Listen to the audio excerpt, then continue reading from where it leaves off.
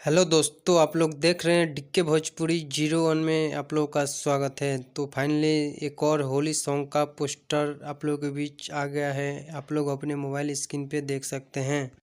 तगड़ा और ख़तरनाक होली सॉन्ग के साथ राइटर अखिलेश कश्यप ने इस सॉन्ग को लेकर आ रहे हैं अन्नपूर्णा फिल्म्स के यूट्यूब चैनल पे। कल सुबह आप लोगों के बीच इस सॉन्ग को रिलीज कर दिया जाएगा।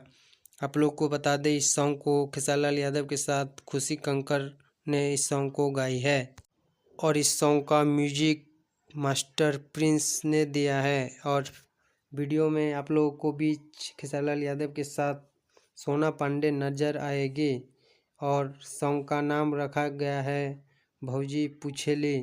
तो आप लोग तैयार रहिए तगड़ा धमाकेदार और ख़तरनाक सॉन्ग के लिए। बाकी आप लोगों को अपडेट कैसा लगा कमेंट बॉक्स में बताइए। मैं मिलता हूँ आप लोगों से अगले वीडियो में अगले अपडेट के साथ। धन्यवाद।